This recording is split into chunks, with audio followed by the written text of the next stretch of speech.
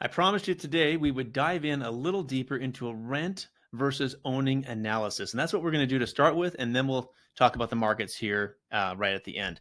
So I put together a combination here of rent versus purchasing, right? What's the difference? Because I have a lot of folks saying, hey, it doesn't make any sense for me to buy a house because renting is so much cheaper compared to buying a house. And of course, depends on the situation. In some cases, it's really not that much less expensive, especially for the square footage you get. It's more expensive to rent.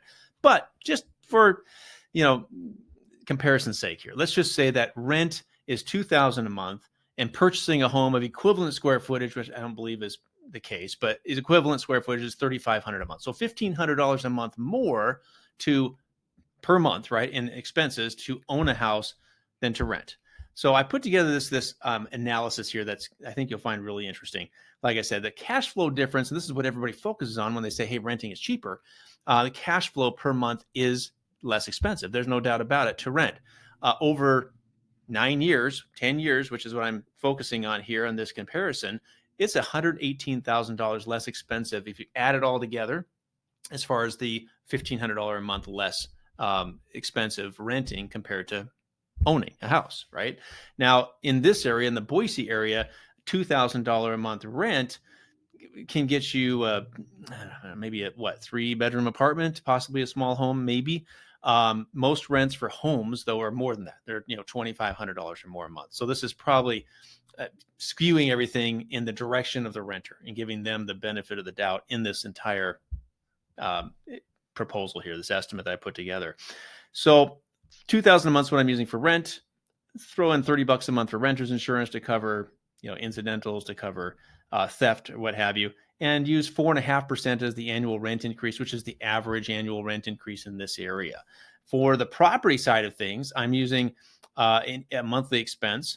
If you were to buy a house of $3,500 a month, that includes taxes and insurance, maintenance and repairs. If you own a house, you have maintenance and repairs, which you don't have when you rent, of course. So all of that included roughly is going to be $3,500 a month if you average it out.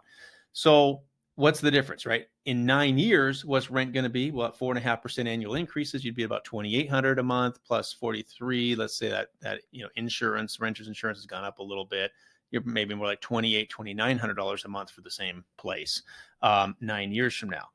So this shows, again, that increase of 4.5%, interest rate, if you're to buy a house at 7.5%, and the fact that it would cost you $118,000 more in mortgage payments, taxes and insurance, and monthly maintenance expenses than it would to rent over that period of time. However, what people don't take into account is the gain for appreciation. So appreciation gain, what I'm using here for that is a forecasted annual appreciation, which is very conservative. You can see right here where my cursor is of 3.17%. So in the United States, on average, real estate appreciates somewhere in the 3 to 5%, annual appreciation range. So I'm using the low end of that, 3.17%. And so after 9 years, a $450,000 starter home, right, would be worth roughly just under 600,000, 596. Now, I'm also going to take into account and be very careful here to be very conservative on the numbers, the cost to sell. So let's say after 9 years, you choose to sell the house. What's it going to cost you? Well, let's say the real estate commission is 6%. So let's say you have a full real estate commission, the most expensive real estate commission possible, 6%, 3 and 3. And the fact that your total cost to sell would be, including that real estate commission. And there's some tax benefits, as well. Standard deduction, 27,000. Let's say that you have a little bit of a tax benefit of $7,500 because you owned a house and you had some of the deduction of the interest you paid over time. And you had some years where your interest paid was over the standard deduction. Hope I'm making sense today. Sorry, I'm tripping over my words today. But at any rate, amortization gain would be about $146,000. Appreciation gain, excuse me. Amortization gain would be about $46,000 that you gain by just having a mortgage and paying it down over that period of time. So what would be the net gain in buying a home over that 10-year period? Well, about $40,000. That's after year 6. So starting in year 7, it makes more sense to have purchased a home than to rent in this scenario, right? If you have rent that is $1,500 a month cheaper than buying. So this is a very skewed scenario, giving a lot of benefit to renters, more than there really is if you're trying to compare square footage. But if the renters, if you wanted to make the argument that it's better to rent than buy, this would do it, right? This would make that argument if you're going to be in the house less than 7 years. If you know you're going to be someplace 6, 7 years or longer, then obviously it makes more sense to buy because you do have that gain of appreciation and amortization over time, not to mention just the pride of ownership, of course, of owning a home and the stability factor of not having to leave or be kicked out because of changes with the ownership. So this is kind of it's a good comparison. Now, like I said, typically the comparisons I have are closer than this. You have typically within $1,000 or $800 a month difference between renting and buying.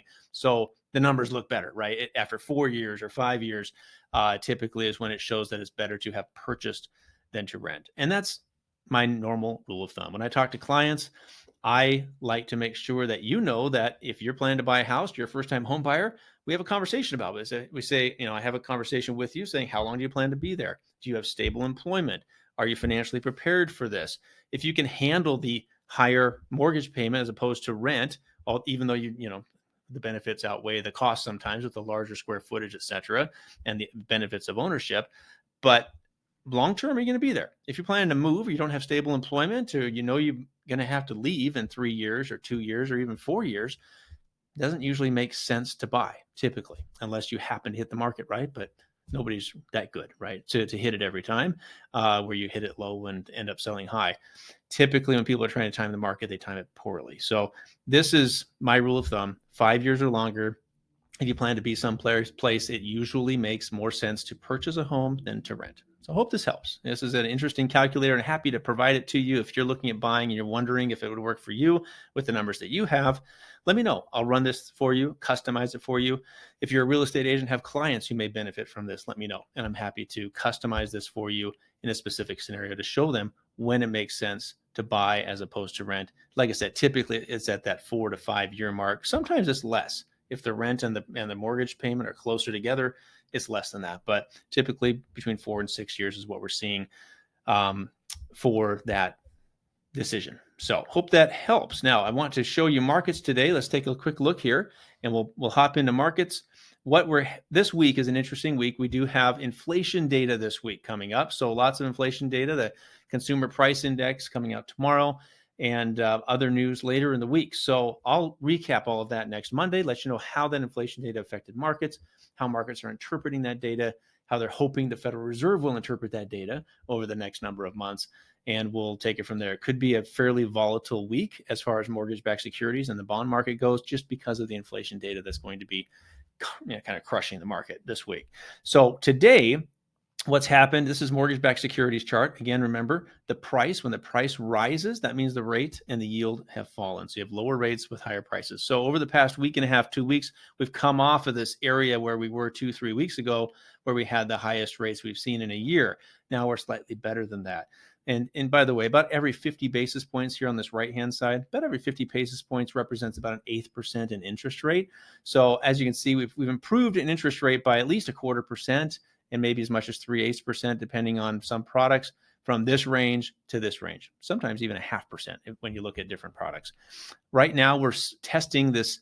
We have this floor of support here, the 50-day moving average that we've tested. We dipped below it on Friday and came back. We dipped below it this morning and have come back above it. If we can hold and remain above that, that gives us room to the upside here. But of course, if inflation news is poor and comes out higher than expected, we could easily break through that and have a worse situation. But for now, it is holding. And the expectation is that inflation data should be about the same as last month and maybe 0.1% better. So we're anticipating slightly better inflation data, not a ton better, and maybe just the same. So that's where we're sitting right now with mortgage-backed securities.